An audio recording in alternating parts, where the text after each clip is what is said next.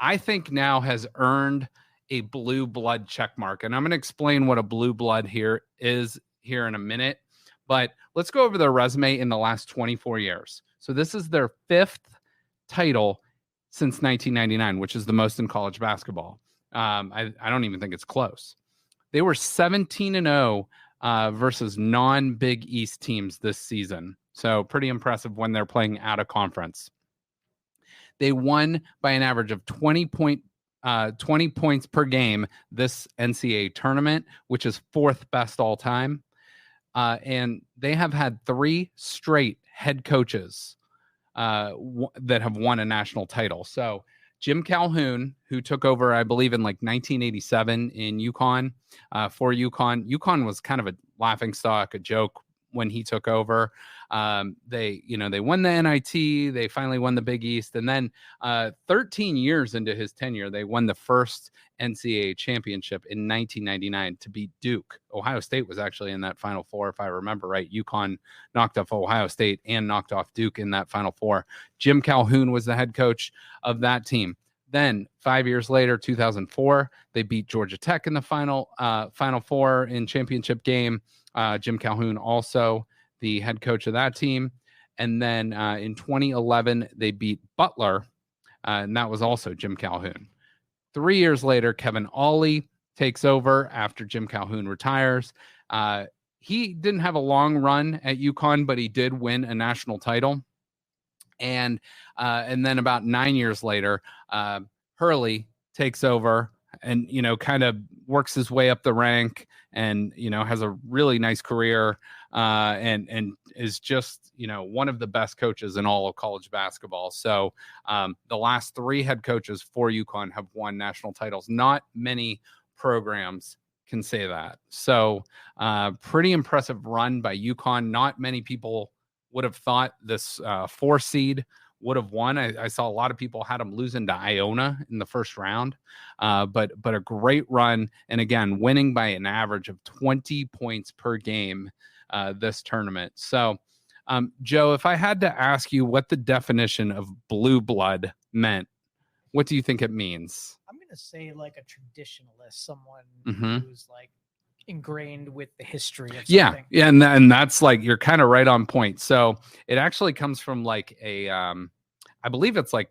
a European type thing where it's like of noble birth. So they used to call those people blue bloods with, like traditional families and stuff like that within probably the monarchy or whatever it might be. So by my count before last night, there were 5 blue bloods: UCLA, Kentucky, North Carolina, Duke, and Kansas. So I believe with UConn winning last night, they could be in that upper echelon of 6, the 6 best teams in all of college basketball, the 6 elite programs. Now, if we're talking college football, we're talking Ohio State, we're talking Alabama, we're talking Georgia, probably talking Clemson and maybe Notre Dame. Those are probably your 5 in the blue bloods there. I'm probably missing 1 or 2, but those are your traditional powerhouses there.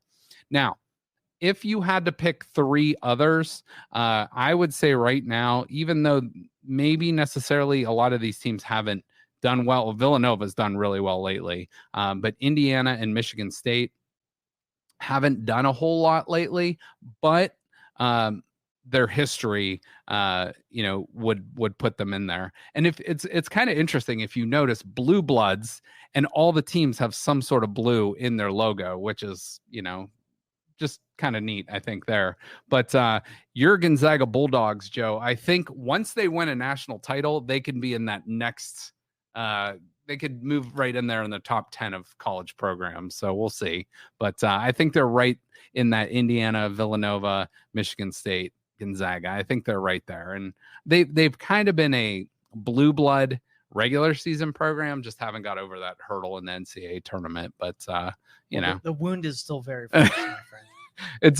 It cost you a bottle of Blanton's too. Did. I was ready to purchase it, but UConn just whooped them in the Elite 8. So, want to again give UConn a lot of credit. They've done a great job. Storrs, Connecticut is not necessarily a household name. It's not a, it's not, if you're going to Texas, that's in Austin. If you're going to Ohio State, that's in Columbus. If you're even thinking like UCLA, USC, those are in LA. St. John's in New York City. Even Miami of Florida, that's a big metropolitan city. Whereas Storrs, Connecticut, I believe the nearest biggest city might be like Hartford, which is not a huge city.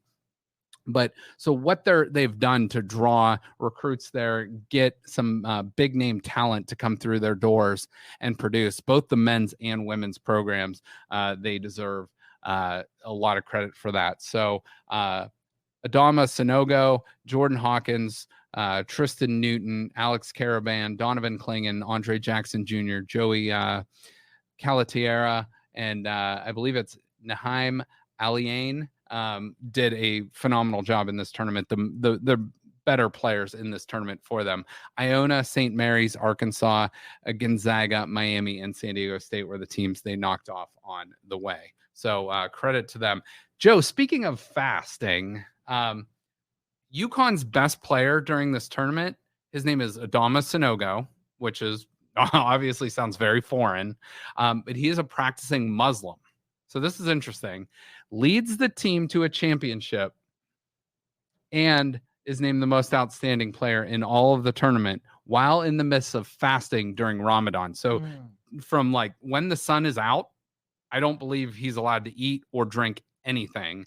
And so like even during games, he was not drinking any water, Gatorade, nothing. So pretty impressive there, so dedicated. like very dedicated. So I don't know if you can imagine playing a basketball game, not only just playing in it, being your team's best player and not being able to like eat or drink. Like just think of the energy level like you're lacking, but he found the will to get through it, and very, very impressive stuff. So all right, let's check in real